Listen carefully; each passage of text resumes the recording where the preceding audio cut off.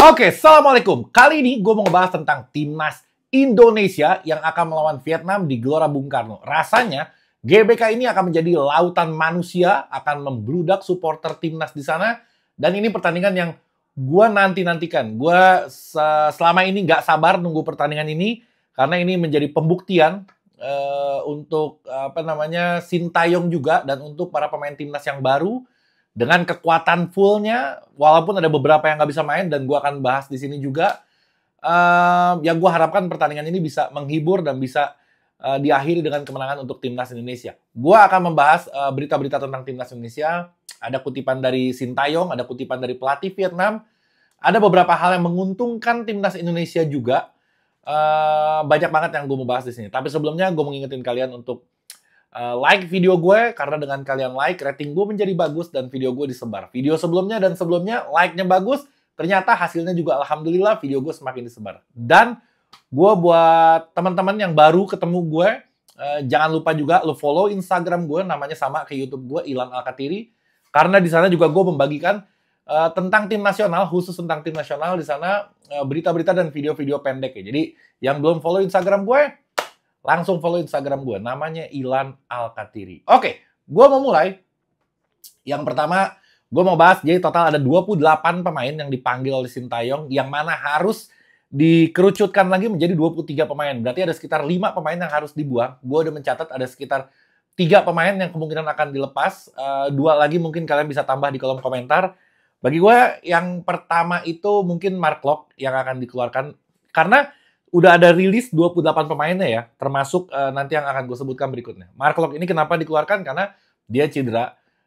Jadi kemungkinan besar dia nggak bisa tampil di timnas. Itu yang pertama. Yang kedua, kayaknya sih Orat Mangun.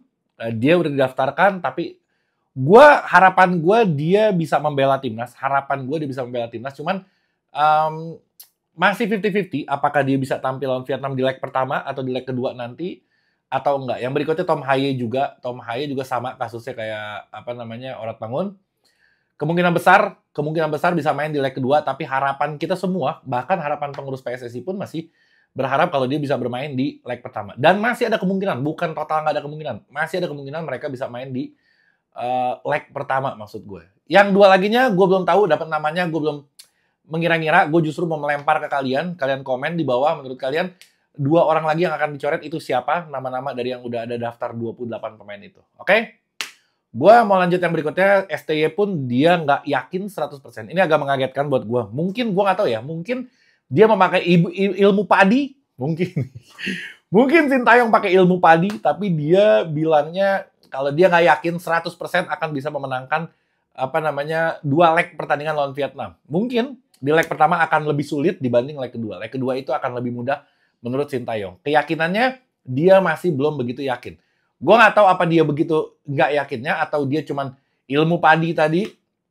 Gue rasa dengan skuad yang ada, dengan pengalaman kita mengalahkan dia sebelumnya, ditambah pemain baru, ada Jay Itzes juga di sana, dan ada beberapa pemain lagi, gue rasa harusnya kita lebih kuat daripada sebelumnya. Dan persiapan kita juga rasanya mungkin lebih aman ya dibanding di Piala Asia yang main di luar negara kita. Kalau ini sekarang kita main di GBK dengan full stadion dari fansnya, dan permasalahan yang dikeluhkan sama Sintayong itu adalah ketika banyak pemain kita yang dari Eropa yang harus terbang ke Indonesia, perjalanan agak jauh, dan mungkin nanti masa-masa istirahat itu dinilai nggak cukup untuk pertandingan di leg pertama. Jadi dia kurang yakin di leg pertama, mungkin di leg kedua dia bisa baru yakin. Tapi menurut gue di leg pertama pun kita bisa sikat habis si Vietnam. Amin, amin insya Allah. Oke, ada keuntungan buat timnas Indonesia, yaitu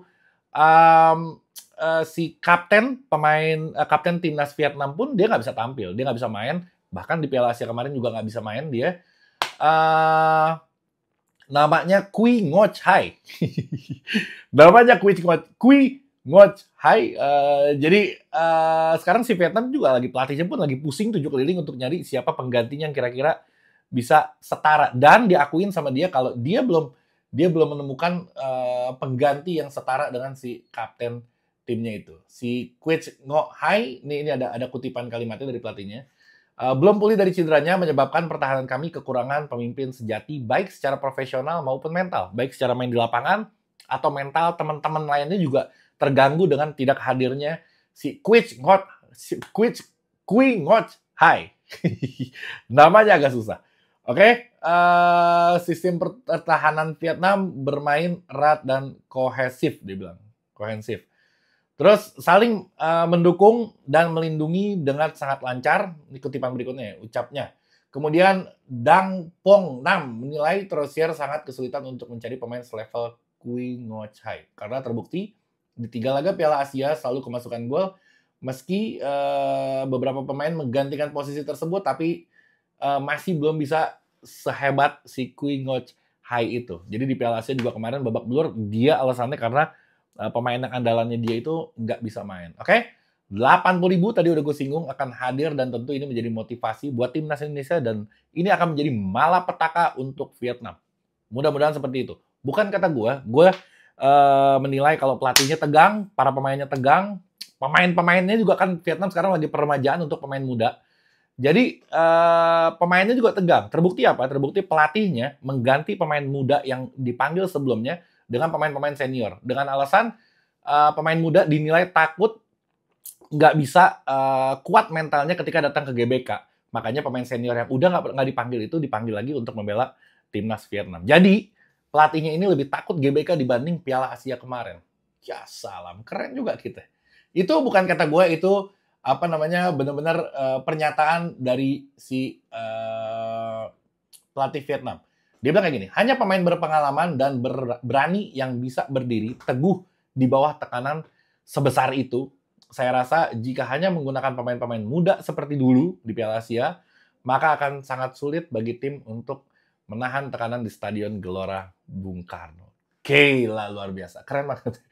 Itu apa namanya, harusnya menjadi motivasi untuk pemain-pemain kita supaya bisa mengalahkan Vietnam dengan sangat mudah. Gue yakin harusnya sih mudah banget mengalahkan Vietnam.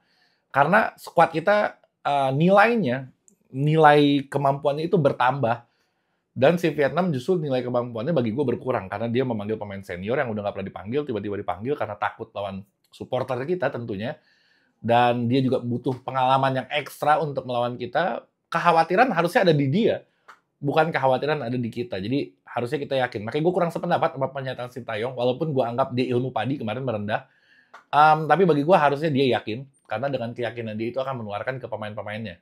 Kalau misalkan dia nggak yakin, gue takut pemainnya jadi lemes. Oke? Gue sedikit aja untuk timnas. Nanti gue akan upload lagi beberapa berita berikutnya tentang timnas Indonesia. Kalau ada update lagi, gue akan update tentang Orat Mangun, Tom Haye. Banyak banget yang akan gue update nanti di video-video berikutnya. Oke? Sampai sini. Assalamualaikum warahmatullahi wabarakatuh.